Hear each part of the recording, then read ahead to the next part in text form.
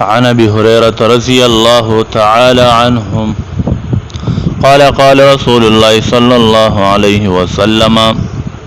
اذا امن الامام فامنوا فانه من وافق تامينه تامين الملائكة غفر له ما تقدم من ذنبه۔ حضرت ابو ہریرہ رضی اللہ عنہ سے روایت ہے کہ رسول اللہ صلی اللہ علیہ وسلم نے فرمایا، جب امام سورہ فاتحہ کے ختم پر آمین کہے تو تم مقتدی بھی آمین کہو۔ جس کی آمین فرشتوں کی آمین کے موافق ہوگی اس کے سابقہ گناہ معاف کر دیے جائیں گے۔ کسی کی آمین فرشتوں کی آمین کے موافق ہونے کے شارحین نے کئی مطلب بیان کیے ہیں۔ ان میں سب سے زیادہ راجح یہ ہے کہ فرشتوں کی آمین کے ساتھ آمین کہی جائے، نہ اس سے پہلے ہو نہ اس کے بعد، اور فرشتوں کی آمین کا وقت وہی ہے جب کہ امام آمین کہے۔ اس بنا پر رسول اللہ صلی اللہ علیہ وسلم کے ارشاد کا مطلب یہ ہوگا کہ جب امام سورۃ فاتحہ ختم کر کے آمین کہے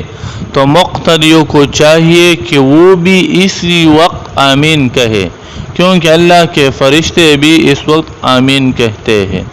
اور اللہ تعالیٰ کا یہ فیصلہ ہے کہ جو بندے فرشتوں کی آمین کے ساتھ آمین کہیں گے ان کے سابقہ گناہ معاف کر دیے جائیں گے۔ ابو موسیٰ اشعری رضی اللہ عنہ سے روایت ہے کہ رسول اللہ صلی اللہ علیہ وسلم نے فرمایا کہ جب تم نماز پڑھنے لگو تو اپنے صفیں اچھی طرح درست اور سیدھی کرو، پھر تم میں سے کوئی امام بنے، پھر جب وہ امام تکبیر کہے تو تم تکبیر کہو، اور جب وہ سورۃ فاتحہ کی آخری آیات غیر المغضوب علیہم ولا الضالین پڑھے تو تم آمین کہو، یعنی اے اللہ قبول فرما۔ جب تم ایسا کرو گے تو اللہ تعالیٰ سورۃ فاتحہ میں مانگی ہوئی ہدایت کی دعا قبول فرما لے گا۔ آمین دراصل قبولیت دعا کی درخواست ہے، اور بندے کی طرف سے اس بات کا اظہار ہے کہ میرا کوئی حق نہیں ہے کہ اللہ تعالیٰ میری دعا کو قبول ہی کر لے، اس لیے سائلانہ دعا کرنے کے بعد وہ آمین کہہ کے پھر درخواست کرتا ہے کہ اللہ محض اپنی کرم سے میری حاجت پوری فرما دے اور میرے دعا قبول فرما لے۔ اس طرح یہ مختصر سا لفظ رحمت خداوندی کو متوجہ کرنے والی ایک مستقل دعا ہے۔ سنن ابی داؤد میں ابو زہیر نمری رضی اللہ عنہ سے روایت ہے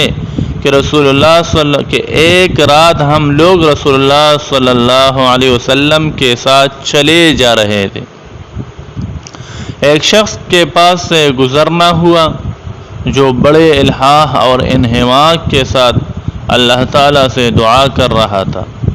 رسول اللہ صلی اللہ علیہ وسلم نے فرمایا کہ اگر یہ شخص اپنی دعا پر مہر لگا دے تو یہ ضرور قبول کرا لے گا۔ آپ کے ساتھیوں میں سے کسی نے عرض کیا کہ کس چیز کی مہر؟ آپ نے فرمایا کہ آمین کی مہر۔ اس حدیث سے معلوم ہوا کہ دعا کے ختم پر آمین کہنا ان چیزوں میں سے ہے جن سے دعا کی قبولیت کی خاص امید کی جا سکتی ہے۔ نماز میں آمین بلند آواز سے کہی جائے یا آہستہ، یہ مسئلہ بھی خواہ مخواہ معرکہ کا مسئلہ بن گیا ہے، حالانکہ کوئی باانصاف صاحب علم اس سے انکار نہیں کر سکتا کہ حدیث کے مستند ذخیرے میں اونچی آواز سے کہنے کی روایت بھی موجود ہے اور آہستہ کہنے کی بھی۔ اسی طرح اس سے بھی کسی کو انکار کی گنجائش نہیں ہے کہ صحابہ اور تابعین کا دونوں طرح کا معمول تھا، اور یہ بجائے خود اس بات کی واضح دلیل ہے کہ رسول اللہ صلی اللہ علیہ وسلم سے دونوں طریقے ثابت ہیں،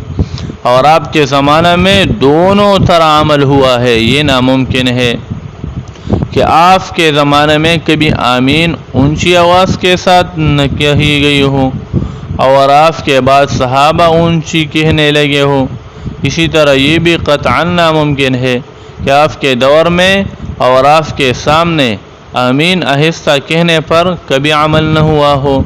اور آپ کے بعد صحابہ ایسا کرنے لگے ہوں۔ الغرض صحابہ اور تابعین میں دونوں طرح کا عمل پایا جانا اس کی قطعی دلیل ہے کہ عہد نبوی صلی اللہ علیہ وسلم میں دونوں طرح عمل ہوا ہے۔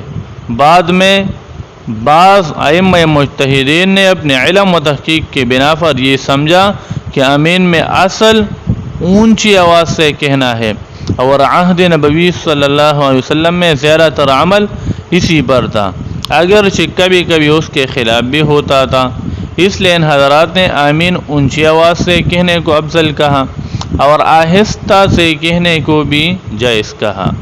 اور اس کے برعکس دوسرے بعض ائمہ نے اپنی معلومات کی بنا پر یہ سمجھا کہ آمین جو قرآن کا لفظ بھی نہیں ہے، دراصل وہ بسر آہستہ سے کہنے کی چیز ہے، اور رسول اللہ صلی اللہ علیہ وسلم کے دور میں عام طور سے آہستہ ہی کہا جاتا تھا، اگرچہ کبھی کبھی بالجہر بلند آواز سے بھی کہا جاتا تھا۔ الغرض جن ائمہ کی تحقیق اور غور فکر نے ان کو اس نتیجہ پر پہنچایا، ان کی رائے یہ ہوئی کہ اصل اور افضل خاموشی سے کہنا ہی ہے، لیکن جائز اونچی آواز سے بھی ہے۔ بہرحال ائمہ کے درمیان اختلاف صرف افضلیت میں ہے، جائز ہونے کے بارے میں کسی کو بھی انکار نہیں ہے، اور یقیناً ہمارے ائمہ سلف میں سے ہر ایک نے وہی رائے قائم کی ہے اور اسی کو اختیار کیا ہے جس کو انہوں نے دیانتدارانہ غور و فکر اور تحقیق کے بعد زیادہ صحیح سمجھا۔ اللہ تعالیٰ ان سب کو جزائے خیر دے اور ہم سب کو اتباع حق اور عدل کی توفیق سے نوازے، آمین۔ یا اللہ ہم سب کو حضور صلی اللہ علیہ وسلم کی سچی محبت عطا فرمائے، اور ہمیں اپنے بچوں کو بھی آپ صلی اللہ علیہ وسلم کی محبت اور اس کے تقاضے سکھانے کی توفیق عطا فرمائے۔ اللہ ہم نے آج حدیث مبارک سے دین کا جو علم حاصل کیا ہے اس کو صحیح انداز میں محبت و حکمت سے دوسروں تک اور خاص طور پر اپنے گھروں میں پہنچانے کی توفیق عطا فرمائے۔